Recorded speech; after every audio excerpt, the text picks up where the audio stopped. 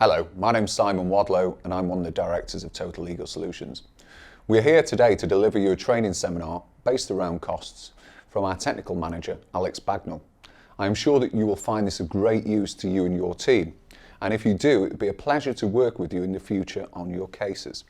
Should you require any bespoke training around any particular topic, then we'd be happy to deliver this for you. Many thanks.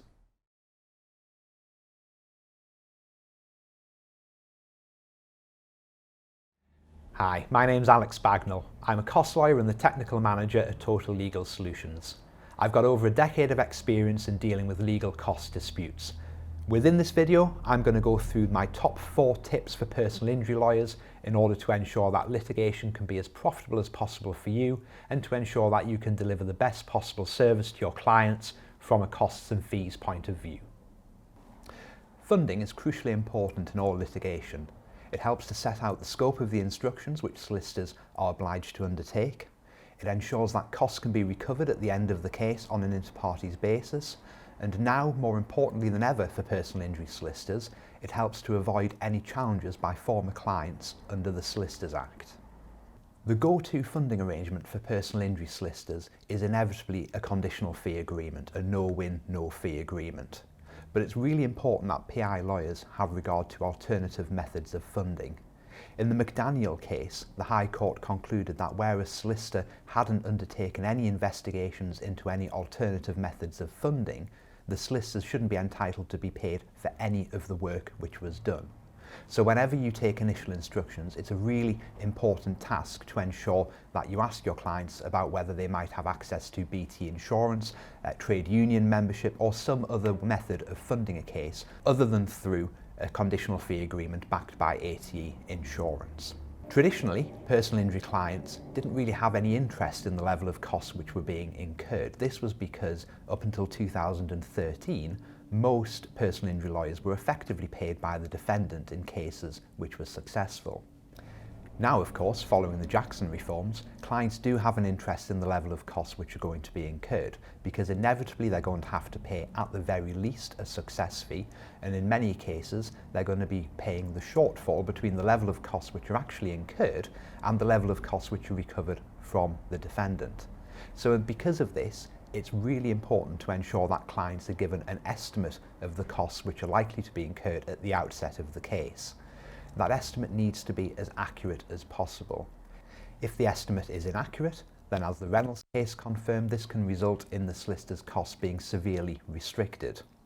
In the Eurasian Natural Resources case, where an estimate of costs proved to be woefully inadequate, the court concluded that the inadequacy of the estimate was a special circumstance which allowed the client to challenge the invoice more than 12 months after it was raised. Another important factor to be aware of is hourly rates.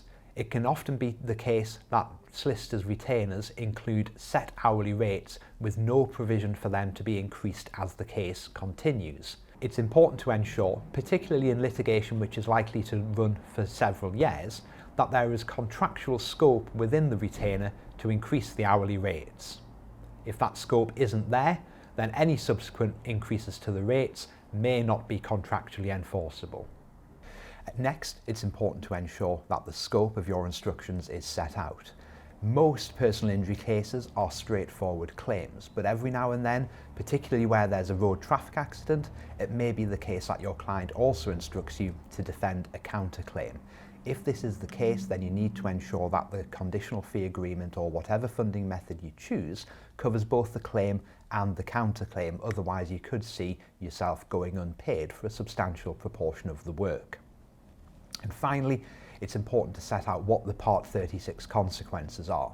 The Law Society's Model CFA includes some delete boxes which reflect the way in which you're going to charge in the event a Part 36 offer is not bettered. It's important to ensure that the correct boxes are deleted and that the way in which you wish to charge is properly reflected by the CFA. If you do choose to accept instructions under the terms of a CFA, then of course it's essential to ensure that the CFA meets the relevant statutory criteria. They're pretty straightforward to meet. A CFA has got to be in writing. If you're going to charge a success fee, then the success fee has to be specified, and the success fee cannot exceed 100% of your base profit costs.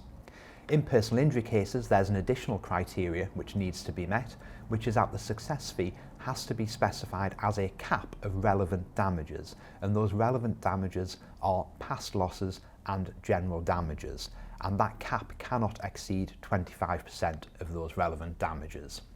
If any of these criteria are not met, then the CFA will not be enforceable, and the effect of this will be that you can't charge your client for any of the work which has been done, and consequently you won't be able to recover any costs from the defendant if the case is successful. Following the changes in 2013, it became almost ubiquitous within the personal injury industry to charge a success fee which was 100% of base profit costs, capped at 25% of relevant damages.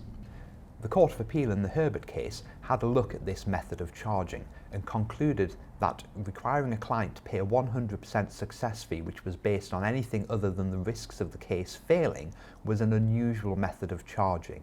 The effect of this being an unusual method of charging meant that the presumption that the costs which were incurred were reasonable was reversed, so it then becomes incumbent on the solicitor to justify the charges rather than the client to argue that those costs are unreasonable.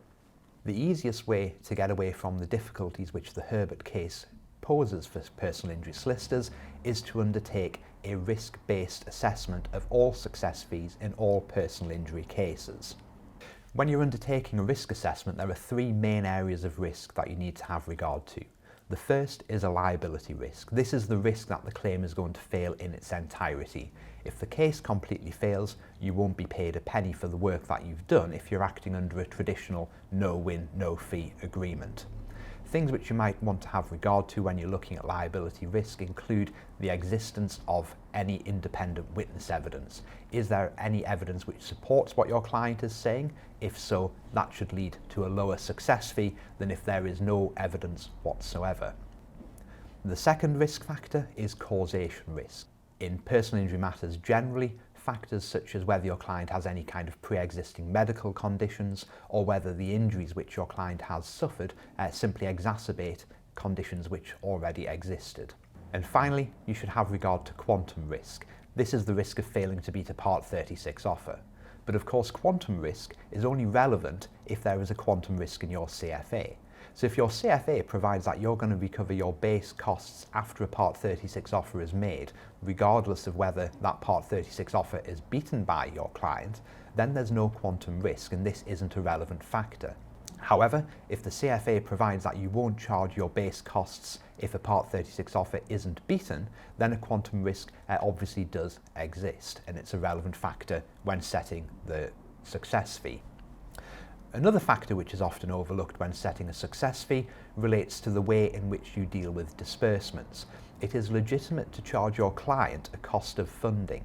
Many solicitors don't do this because under the old pre-Jackson position, any element of the CFA which related to funding, so the cost of funding disbursements as the case was ongoing, was not recoverable from the paying party.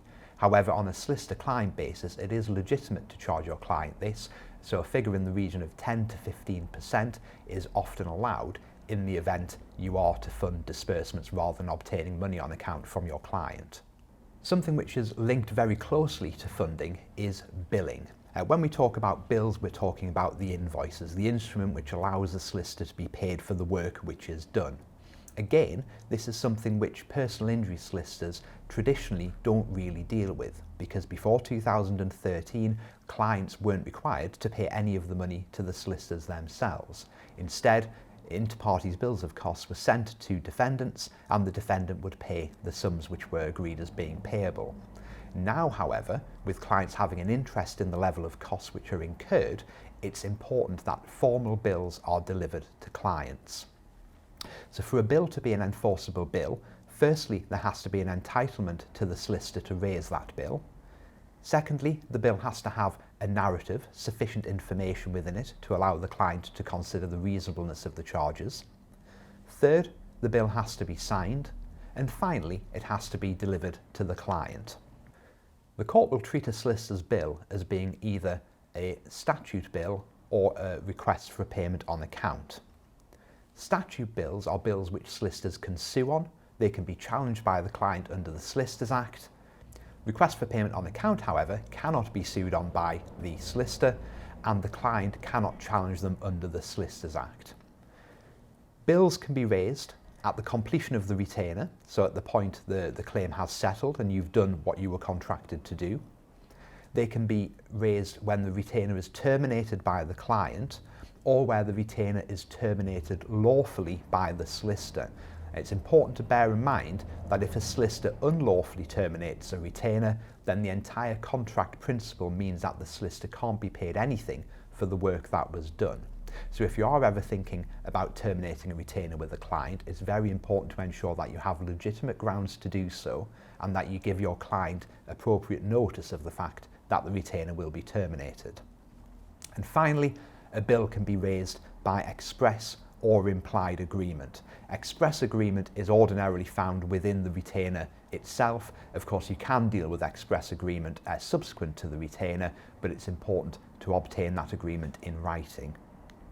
A bill must have sufficient narrative. The narrative must allow the client to determine whether the charges which are being raised are reasonable.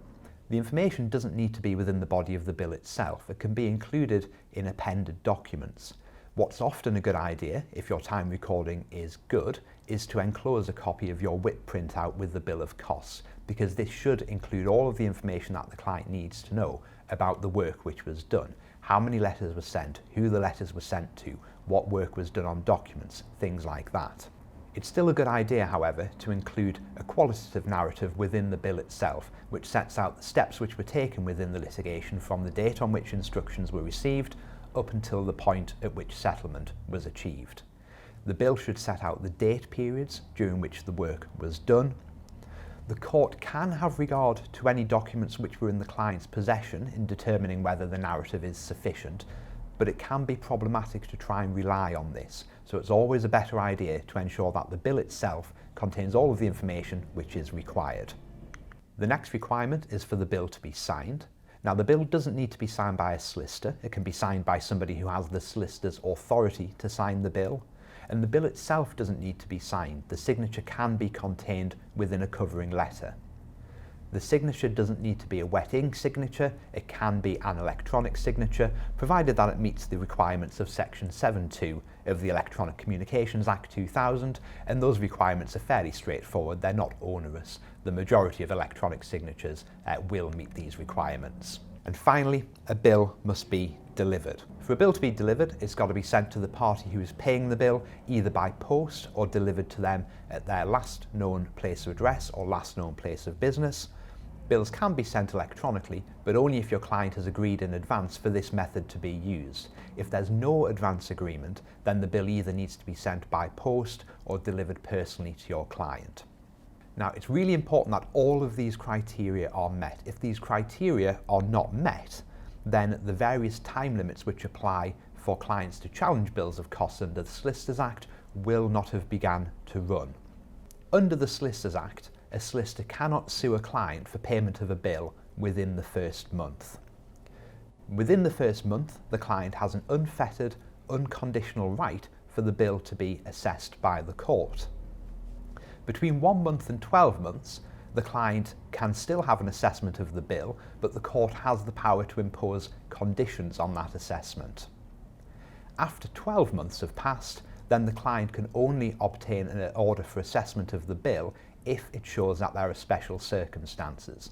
Now, special circumstances aren't exceptional circumstances, but there is still a relatively high bar which needs to be met in order to achieve an assessment in such circumstances. And once 12 months has passed since a bill has been paid, then the client has no right whatsoever to an assessment of that bill under the Solicitors Act. My next top tip for personal injury litigators is to ensure that you have a mastery of cost management. Understanding cost management is important for all litigators, but in particular for personal injury litigators who are acting on CFAs, where the level of costs that you get paid in each case is directly linked to the level of recovery from the defendant. It's absolutely essential. Cost management is likely to apply in the vast majority of personal injury multi-track cases. There are some possible exceptions where you're acting for a child or where your client has a limited life expectancy, which is 5 years or less. The rules suggest that cost management should not apply. However, in practice, most courts will impose cost management in those circumstances. It's important to know when cost management applies because the sanctions for failing to deal with it properly are so severe.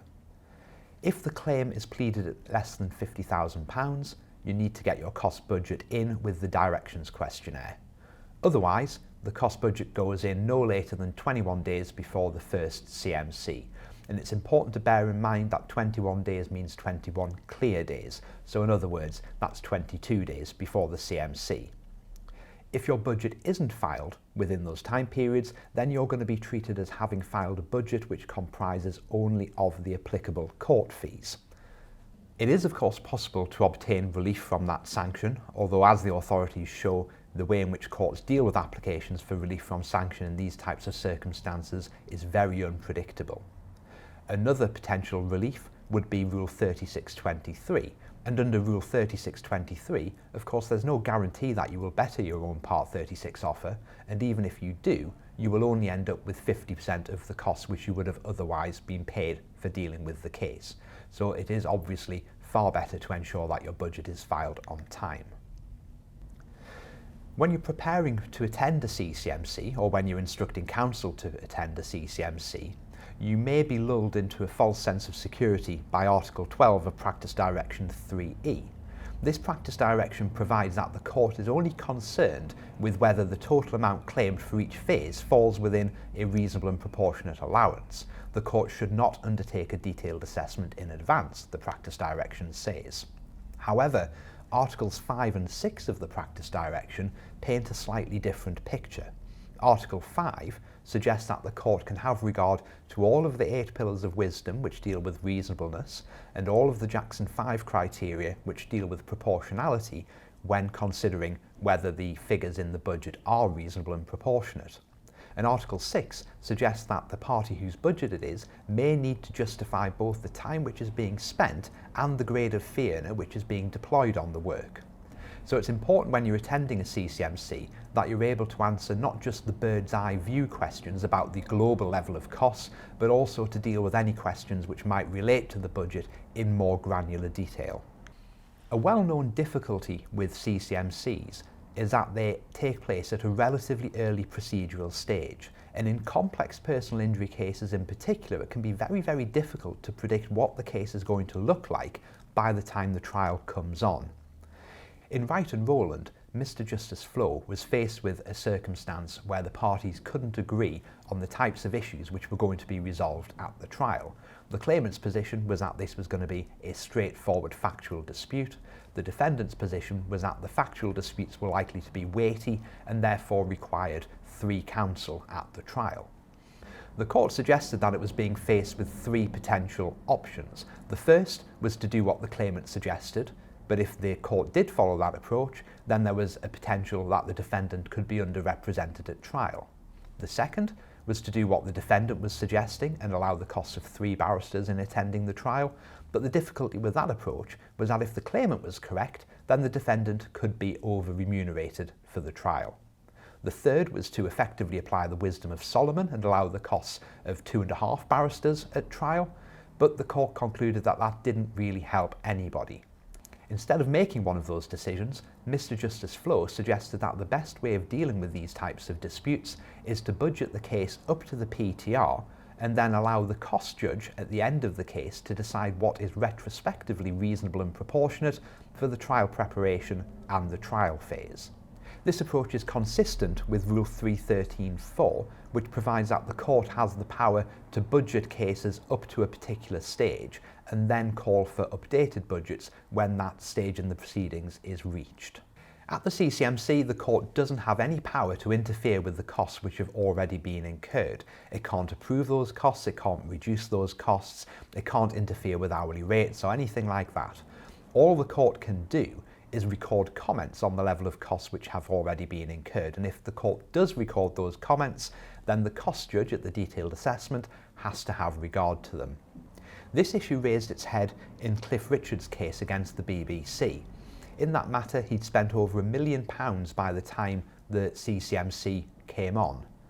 The BBC suggested that the court should record comments to the effect that those costs were unreasonable and disproportionate, having regard to the information which was known at that time.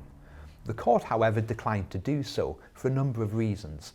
The Master observed that the information which the cost management judge has is very minimal. It's related to the time which has been spent, the hourly rates which have been applied, and the disbursements which have been incurred. There's no granular detail which allows the cost management judge to decide whether that time has been spent appropriately. However, the cost judge at the end of the case will have access to every sheet of paper which has been generated in the litigation, and that is a far safer basis on which to decide whether the incurred costs are reasonable and proportionate. The Master also observed that there's a risk that the cost judge may place disproportionate weight on the comments made by the cost management judge, even though those comments are based on incomplete information. After the cost management order has been made, the parties are under an obligation to keep an eye on the work which is being done to ensure that it is consistent with the assumptions which applied when the budget was set.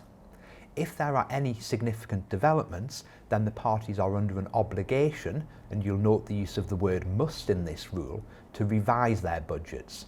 And that obligation applies whether there is a significant development which leads to the cost being increased, as well as if there's a significant development which leads to the cost being decreased. We're seeing a number of liability insurance firms making applications to revise budgets downwards where there have been what they suggest are significant developments, which means that there is less work required than was anticipated at the CCMC. So if liability is in dispute at the time of the CCMC but it's subsequently admitted, then that can lead to an application from the defendant to revise budgets downwards. Similarly, if some causation issues fall away, or if the expert evidence is a lot narrower than what was anticipated, we are seeing applications from defendants to suggest that they are significant developments, which mean that budgets should be reduced. So the inevitable question which leads on from the previous slide is, what is a significant development? Well, what we see from the authorities is that there are rather more examples of what are not significant developments than what are significant developments. And that tends to reflect a view amongst the judiciary that once the budget has been set, there needs to be something fairly substantial happen in order to allow a party to depart from that budget. So we see from the Murray case that if you make an error when you're preparing your original budget, subsequently spotting that error is not a significant development and will not allow you to revise your budget. In Gregg and Lachlan, a budget was set in which fees were approved for counsel at a figure which was too low for counsel to accept the instructions. An application to revise the budget was made, but the court concluded that instructing counsel for a fee more than what was approved in the budget was not a significant development, and so the application was unsuccessful. In Churchill and Boot, the value of the claim significantly increased, but the court concluded that an increase in the value of the claim was not in and of itself a significant development.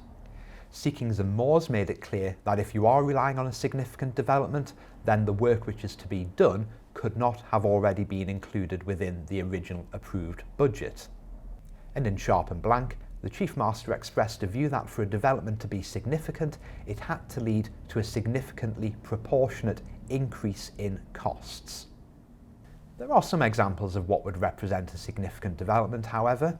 In Al-Najjar, the court made it clear that the bar should not be set too high. A party's ability to revise a budget in the event of a significant development is an important case management step, and it's important that the court facilitates that wherever the circumstances justify a revision.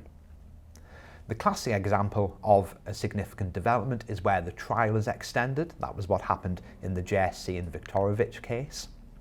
And in Sharp and Blank, there were a series of significant developments which led to an increase in the budget. They included additional disclosure, thousands of pages of documents which arose out of a third-party disclosure application which hadn't been anticipated when the budget was set. There was expert evidence which nobody expected the claimant to rely on when the budget was set. And then finally, the case was substantially re-timetabled shortly before the trial itself. These were all considered to be examples of significant developments which justified the budget being increased. At the end of the case, when the cost judge comes to decide what level of cost should be allowed, the rules are very clear that there should not be a departure from the last approved or agreed budget unless there is a good reason. In Sony and SSH, the High Court identified that this restriction applies on a phase-by-phase basis, so it's not possible to borrow from an underspent phase in order to make up for an overspend in a different phase. The Court of Appeal expressed the view in the Harrison case that Rule 318 operates as a significant fetter on the court's discretion, and this is deliberate. It went on to say that cost judges should not adopt a lax or overindulgent approach to the question of finding that there is a good reason to depart from the budget, because if they do so, then that would undermine the purpose of cost management. My third tip is to look for opportunities to obtain an order for costs on the indemnity basis wherever it's possible to do so. There's a number of benefits with an indemnity basis costs order. Rule 44.3.3 sets out the difference between a standard basis assessment and an indemnity basis assessment.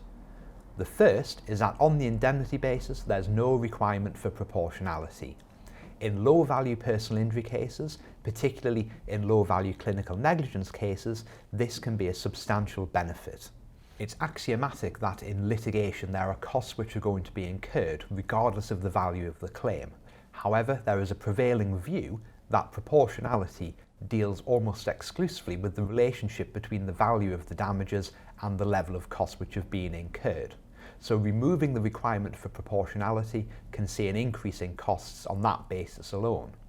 The second benefit of there being no requirement for proportionality is that the way in which proportionality is being applied, particularly in the regions outside of London, is very inconsistent. Different judges take a different view about what the new test of proportionality means and what they're supposed to do when they apply it. This inconsistency can make it very difficult to predict what a cost judge is going to allow at a detailed assessment hearing, and in turn, this can make it difficult to decide whether to accept offers or whether to press ahead. The second major benefit of an assessment on the indemnity basis is that the benefit of the doubt about whether costs were reasonably incurred is resolved in favour of the receiving party. In low-value fixed-cost personal injury work, we know from Broadhurst and Tan that the indemnity basis disapplies the fixed recoverable costs. So where there's an award of costs on the indemnity basis, you get to charge on the meter for the work which has been done, rather than being restricted to what are often pretty parsimonious fixed recoverable costs. And we know from the recent case of Lejonvarn and Burgess that where there is an indemnity basis order in a case which was subject to a cost management order, so the fetter of the cost management order will no longer apply. There are two gateways to obtaining an order for costs on the indemnity basis. The first is where the rules provide for it, and the second is where conduct is so poor that it demands some kind of punitive costs order. From a personal injury lawyer's perspective, Rule 36.17.4 is where you're most likely to obtain an award of costs on the indemnity basis. This is where a claimant matches or betters their own Part 36 offer at trial. It's important to bear in mind that if a defendant accepts a Part 36 offer after the relevant period has expired, that in and of itself is not enough to justify an award on the indemnity basis. However, a late acceptance can be a factor which the court considers when looking at conduct. So this award of costs on the indemnity basis, coupled with the other advantages which beating a Part 36 offer at trial brings, such as enhanced interest and a 10% uplift on the level of damages which are awarded, operates as a real incentive to make a very strong early Part 36 offer.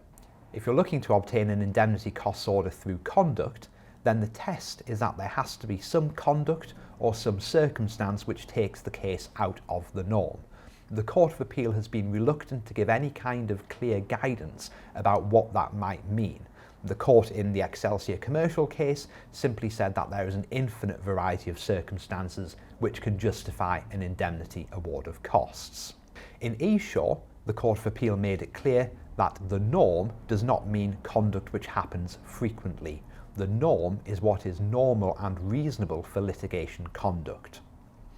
And as to what is unreasonable, in the Kiam case, the Court of Appeal made it clear that conduct has to be unreasonable to a high degree in order to justify indemnity costs. There's plenty of examples of circumstances which might justify indemnity costs.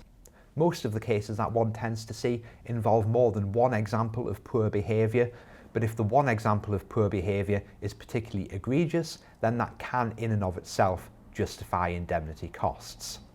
In Clutterbuck, for example, the High Court made it very clear that parties who make unsubstantiated allegations of fraud can see themselves exposed to an award of costs on the indemnity basis against them. Waits and HGP was a case in which it became apparent at a relatively early stage that the claim was both factually and legally unsustainable. Despite this, the claimant persisted with the claim all the way to the door of court, at which point it abandoned its case. The court concluded that persisting with a case which was known or should have been known to be unsustainable on its facts is sufficient to justify an award on the indemnity basis. In the Digicel case, the court concluded that pursuing a case in a disproportionate manner was enough to justify an award on the indemnity basis, the court suggesting that if a party is going to conduct its case disproportionately, then there is no injustice in depriving it of the benefit of a proportionate assessment of costs. In the Whaley's case, there was a refusal to engage with the claimant, and the defendant was described as having acted arrogantly and repeatedly in disobedience of court orders. Again, that justified indemnity costs. In the Holmes and West London case, His Honour Judge Gall was very critical of the way in which a defendant NHS Trust had conducted the litigation. They had delayed in accepting the offer, they'd failed to engage in invitations to mediate, their evidence was inadequate, it was frequently late, there were a series of examples of a failure to comply with the court's timetable, and importantly, at an earlier CMC, a master had explained to the defendant that its case was worse than hopeless, but nevertheless the defendant had continued to defend it, before eventually accepting, very much out of time, a Part 36 offer. The court concluded that all of this conduct was sufficient to justify costs on the indemnity basis. And finally, and perhaps most importantly, we're going to look at interim payments on account of costs. Now, interim payments on account of costs doesn't really relate to the profitability of a case, it relates to cash flow, because any business relies on cash flow. If you're dealing with personal injury work on a no-win, no-fee basis, you're not going to get paid anything generally until the end of the case. If you're dealing with a complex case or a case involving a child or a protected party, the litigation can go on for many, many years. And even after the litigation itself has concluded, there can then be a further 9, 12, possibly 24 months between your client getting their damages and you getting paid your costs at the end of a detailed assessment. So it's really important to have an understanding of the rules which deal with interim payments on account so that you can convert your work in progress to cash as quickly as possible and in as high an amount as possible. The court's jurisdiction to award an interim payment on account of costs comes from Rule 4438. This rule has existed in one form or another since the CPR was introduced, but in 2013 it underwent a bit of a facelift. In particular, the rule is now couched in mandatory terms. The court will order the paying party to pay a reasonable sum on account of costs, unless there is a good reason not to do so. So this rule leads to two questions which the court has to answer when dealing with these applications. The first question is whether there is a good reason not to award a payment on account. And the second question, if there is no good reason, is how much is a reasonable sum. It had been suggested that the jurisdiction to award a payment on account vested only in the trial judge. In 2009, the Court of Appeal concluded that that was not the case. It's not simply the trial judge who has the jurisdiction to award a payment on account. That jurisdiction can be exercised by the cost judge, it can be exercised by a different judge. It doesn't matter when the application itself is made. In other words, the court has an ongoing jurisdiction to award a payment on account of costs even after the trial has taken place. That jurisdiction exists even where it's not an actual order of the court which gives the receiving party an entitlement to costs. It can be a deemed order, so where there's a Part 36 offer accepted within the relevant time, or where there's a discontinuance, for example. There's been a recent trend towards awarding payments on account of costs before the entirety of the litigation has concluded. In Exon Hull, for example, An award of costs was made following a preliminary issue trial, and the claimant made an application for a payment on account. The defendant defended that application on the basis that a claimant cannot enforce a costs order until all of the litigation has concluded, and they said that meant that the court didn't have the power to award a payment on account of costs until the litigation had concluded. The court disagreed. The court said that the power to enforce a costs order was not a condition precedent to an order being made for payment on account of those costs. In RX Kane Hampshire, the High Court gave some more detailed guidance about what an application for an interim payment before the case had concluded should look like. The court observed it's now well established that solicitors who are engaged in long-running and complex litigation require payments on account for cash flow purposes. The court said that the correct application was an application for an order for costs up to a particular date and then for a payment on account of those costs. It was made clear that when the court is dealing with applications for payments on account on an interim basis, that the court has to be alive to the fact that there is a risk of costs being overpaid, and it has to take steps to ensure that that risk is minimised. However, if costs are overpaid, then it was observed that any overpaid costs can be set off against whatever damages are ultimately ordered to be paid. The court made it very clear that such orders are not to be made only in exceptional circumstances. The court gave some very detailed guidance about what should be included in an application for an early payment on account. It includes the fact that the type of funding arrangement has to be specified and details of whether there have been any payments made under that funding arrangement, and that presumably applies in the context of whether it is the claimant who's made any payments or whether any payments on account have been made from the defendant. Interestingly, the court suggested that there should be reference made to whether any Part 36 offers have been made and the amount of those offers. Now, of course, what this means is that the judge who hears the application for the payment on account would then be prevented from dealing with the trial in the matter. Any payments on account of damages have to be detailed. The claimant has to give a realistic valuation of the likely damages which are going to be awarded at trial, along with a realistic estimate of the costs which are going to be incurred moving the matter forward. The court said that the party making the application also has to be candid about any other factor which might be relevant to the instance of costs. For example, if there's a possibility of an issue-based costs order, or if there's going to be any arguments about conduct. And then finally, the application has to set out what the likely date of the trial or the trial window is going to be. The leading case on quantifying payments on account of costs is currently the Excalibur Ventures matter.